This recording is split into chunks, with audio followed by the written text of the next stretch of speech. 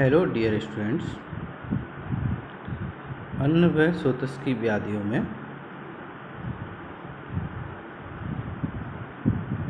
आना।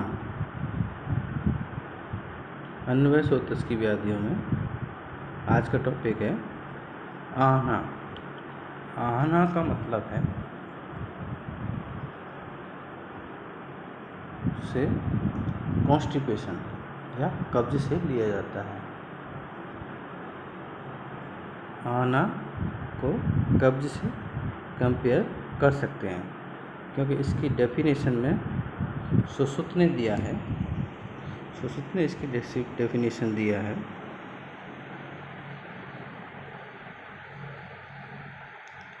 आना आमं सकृत्वा निश्चितं क्रमेण भूयो विबद्धं विगुणा अनिल प्रवर्तमानं न यथा स्वमेनं विकारम् आनम उदाहरन्ति।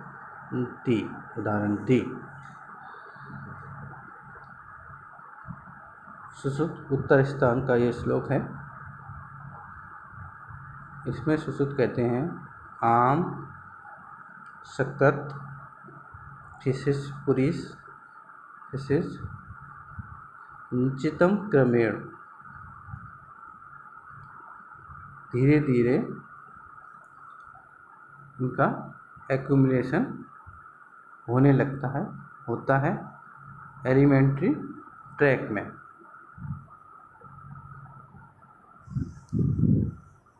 भूयो विबद्धम विगुणा अनिलम।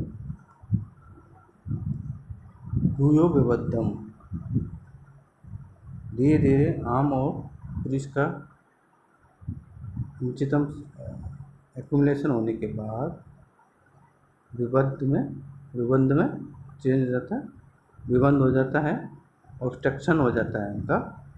किसके कारण हो जाता है? बेगुणा अनिलेना, बात के प्रकोप या बात का बेगुण होने पर, बात का प्रकोप होने पर आम और शक्कर का एक्यूमुलेशन होने लग जाता है एलिमेंट्री कैनाल में। इसको हम आना कहते हैं। फिर नेक्स्ट लाइन में कहा है प्रवर्तमानम न यथा स्वमेनम। इनका जो बाहर निकलते कमिंग आउट होते हैं ये शक्कर पुरीस विशेष अपने नेचुरल रूट से, नेचुरल मार्ग से जो बाहर निकलते हैं तो वो नेचुरल मार्ग से बाहर ना निकलते हों आना में। विकारम आना उदाहरन्ति। इस विकार को आना कहते हैं। पुरुष और आम और पुरुष का धीरे धीरे क्रम से संचित हो जाता है, विबंध हो जाता है एलिमेंट्री कैनाल में बात के प्रकोप से। और इनका स्व मार्ग है, इनका निकलने का जो नेचुरल रूट्स है उससे ना निकल के ये वहाँ एक्यूमुलेशन होते रहते हैं, इकट्ठा होते हैं, तो उसको हम आना कहते हैं।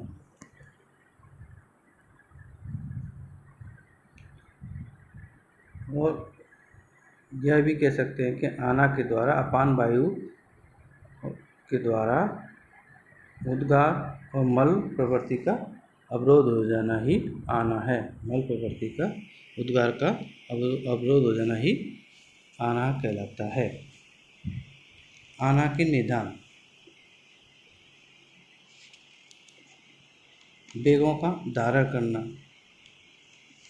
जो 13 प्रकार के वेग बताए हैं उन वेगों का विधारण करना एक प्रमुख कारण है आना का।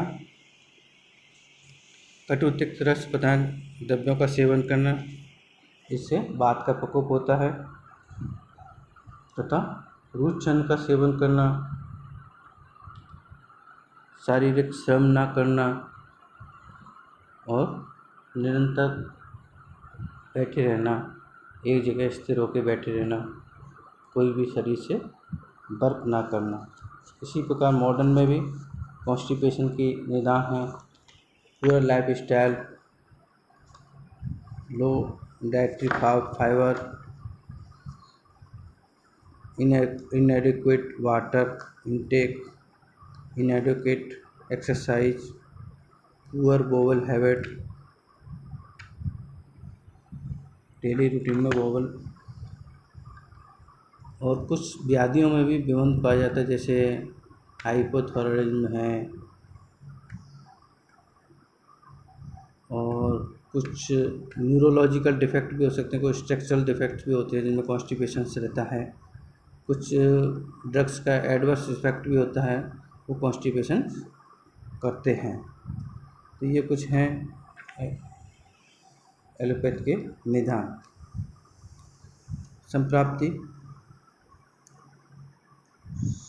संप्राति में है जो अभी उपरोक्त निदान बताए हैं, उनका सेवन करने से वात का प्रकोप होता है।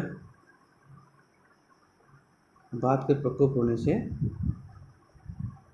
पक्वाशय में वात, पुरीष का तथा ऊर्ध्ववात, अधोवायु का अवरोध कर देता है वात, उससे आहना की उत्पत्ति होती है।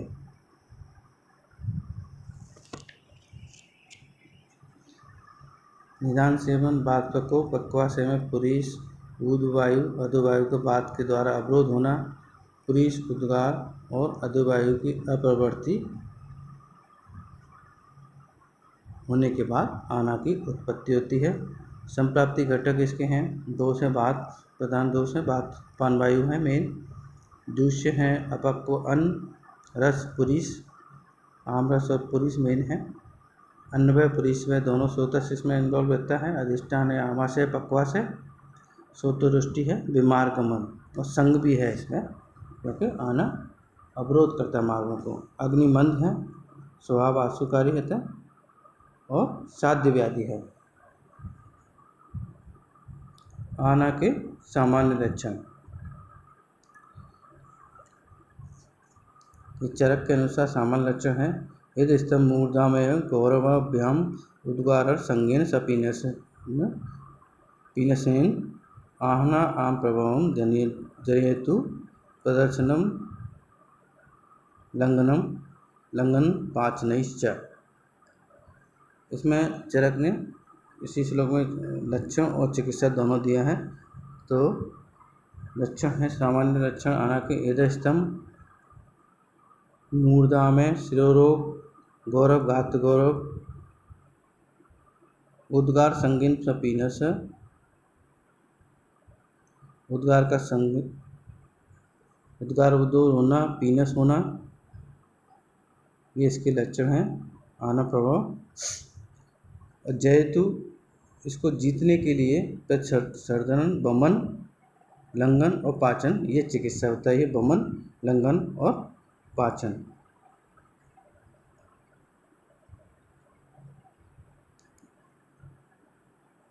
आना के वेद, आना के दो वेद हैं, एक आमाज आना और पुरीषज आना। आमाज आना के लक्षण हैं, तस्मिन् भवति आम समुद्रतु तृष्णा प्रतिशाय शिरोविदः, आमाशय शूलमथो गुरुत्वम हल्लास उद्गार विघातनम च। तृष्णा प्रतिशाय शिरोविदा, सिर में दहा, आमाशय में शूल, गात गौरव, हल्लास, उद्गार विघात। उद्गार विघात का मतलब है उद्गार का ना होना।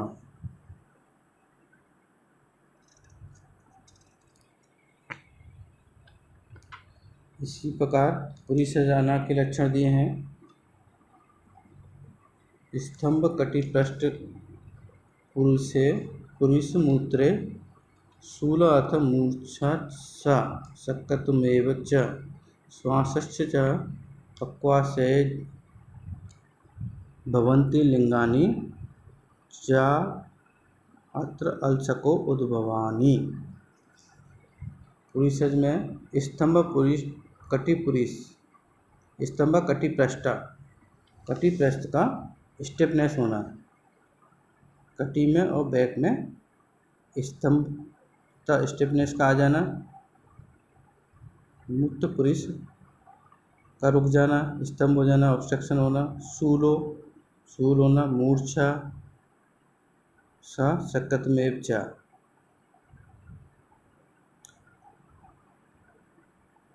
श्वास कष्टता,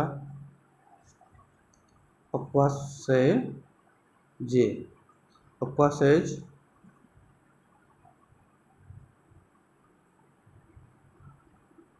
भवन्ति, लिंगानि च अत्र अलसको, तथा एक अलसक के रूप में एक सिम्टम होता है। तो परिसेचना में कटी पृष्ठ में स्तब्धता, मूलमूत्र का अवरोध होना, शूल होना, मूर्छा होना और श्वास कष्टता होना, अल्सर एक सिम्टम उत्पन्न होता है, उद्भवानी। ये दोनों के सिम्टम हैं।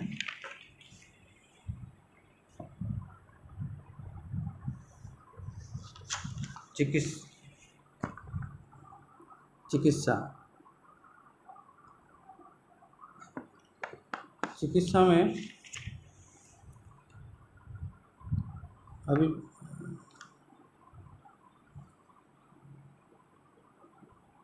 आमज आनाम चिकित्सा आमोदवदे बांत उपक्रमेत संसर्ग भक्त क्रम दीपनई। आमज आना में बांत उपक्रमेत सबसे पहले बमन कराना है, प्रथम बमन कराना है आमज आना में। उसके बाद उपक्रमित संसर्ग भक्त क्रम दीपनी, बमन के पश्चात दीपनी औषध से सिद्ध संसर्ग भक्त पेया, बिलेपी, यवाकू आदि खाने को देना चाहिए। आमज आनाम है। इनके अलावा बात का अनुलोमन कराना चाहिए। पुरीसज आना में सुश्रुत ने स्वेदन पाचनई 2 उपक्रम बताए हैं। इसके अलावा बात का अनुलोमन कराना चाहिए। पुरीसज आना में अगर मुख मार्ग से पुरुष आने लगता है तो उसको चिकित्सा नहीं करनी चाहिए तथा उदर प्रदेश पर स्वेदन करना चाहिए। तो चिकित्सा में सिंपल चिकित्सा में इसका पुरीसज आना में और दोनों चिकित्सा में संशोधन चिकित्सा होगी। स्नेन, स्वेदन, अभ्यंग, बमन करम आमाजाना में होगा। विरेचन, आस्थापान, पस्ती दे सकते हैं पुरीसजाना में और नश्यकर्म भी दे सकते हैं।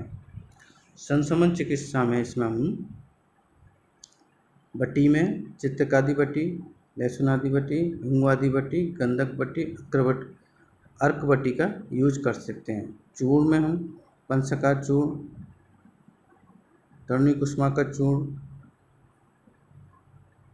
हरितक्यादि चूर्ण, त्रिफला चूर्ण का यूज कर सकते हैं। हिंगू द्वितरादि चूर्ण का भी यूज कर सकते हैं। पंचकोल चूर्ण दे सकते हैं।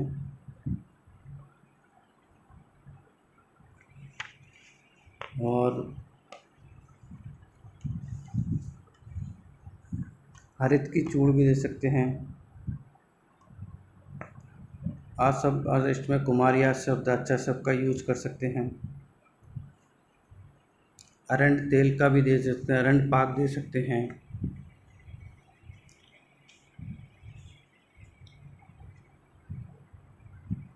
त्रिवृत्त आदि बट्टिका, त्रिवृत्त आदि बट्टी भी दे सकते हैं। बचादी चूर्ण भी दे सकते हैं। इसमें पथ्य में इसका पथ्य आहार विहार में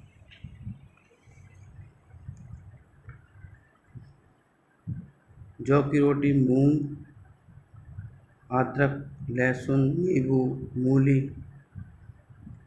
सेंधा लवण, अजवाइन, सौंफ का यूज़ कर सकते हैं।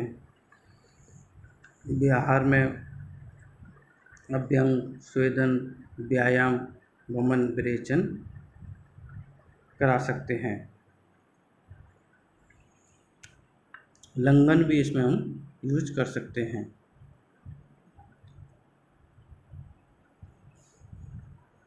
और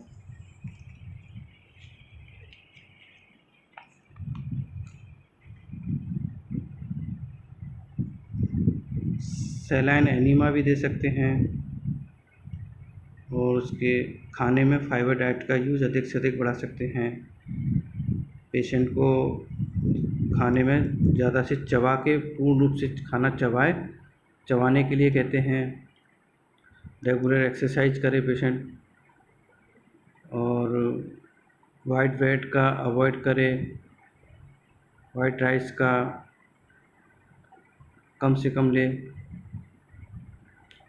और कुछ मॉडर्न में लैक्सेटिव्स भी यूज़ होते हैं। और जो व्याधि है उस व्याधि को ट्रीट करें, जिसके बाद उसका कॉन्स्टिपेशन ठीक हो। जैसे हाइपोथायराइड का अगर ट्रीटमेंट होगा तो उसका कॉन्स्टिपेशन भी ठीक होगा। इसके साथ ही ये आना का टॉपिक समाप्त होता है। उसके बाद नेक्स्ट टॉपिक में नेक्स्ट पीपीटी में बताएंगे।